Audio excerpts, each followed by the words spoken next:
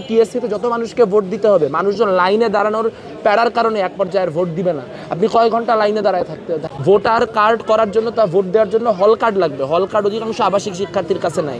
এতে voter suppression হবে। তারা এখন পর্যন্ত এই সমস্যার কোনো সমাধান করতে পারেন নাই।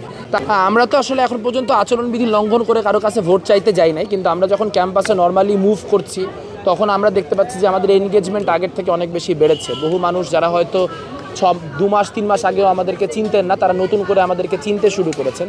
এটা একটা ইতিবাচক জিনিস, শুধুমাত্র এই নির্বাচনকে কেন্দ্র করে না, নির্বাচনের পরবর্তী যে লড়াই সংগ্রাম, সেই লড়াই সংগ্রামের অংশ হিসেবে ওটাকে আমরা খুবই ইতিবাচক একটা জিনিস হিসেবে দেখি। ওনাকে নির্বাচন বানচাল করার জন্য চাপ দিয়ে থাকে, সেটা উনি নির্বাচন করতে না পারলে জানাবে, এইটা কেমন কথা? সেটা তো তাহলে এই মুহূর্তে আমাদের মিটিং করে জানানো দরকার। উনি এতদিন জানান নাই কেন?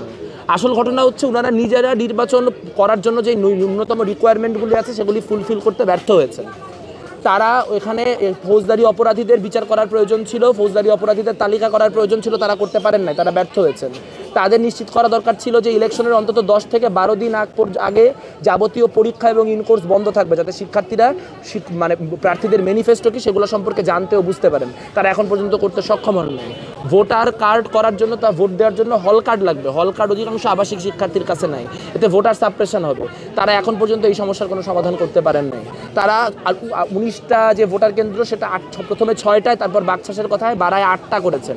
কিন্তু এখন পর্যন্ত টিএসসিতে যত মানুষকে ভোট দিতে হবে, মানুষজন লাইনে দাঁড়ানোর প্যারার কারণে এক পর্যায়ে ভোট দিবে না। আপনি কয় ঘন্টা লাইনে দাঁড়ায় থাকতে থেকে ভোট দিতে প্রস্তুত থাকবেন? তো সেই জায়গা থেকে ভোটার সাপ্রেশনের যাবতীয় কাজ তারা করতেছেন। নির্বাচন সুষ্ঠু হওয়ার জন্য যে পরিবেশ তৈরি করা দরকার সেটা তারা করতে পারছেন না। দেখেন, তারা জুলিয়াস সিজারের মনোনয়ন দিবে বা এরকম একটা আশ্বাস প্রদান করছেন। এবার সাধারণ অন্য ছাত্রলীগের ছেলেপেলে হলে যাওয়া শুরু করছে। তারা যখন হলে যাওয়া শুরু করছে তখন একটা মব পরিস্থিতি তৈরি হচ্ছে। তাহলে এই পুরো জিনিসটা সমাধান যে হয় না, এটা কার দোষ? আপনারা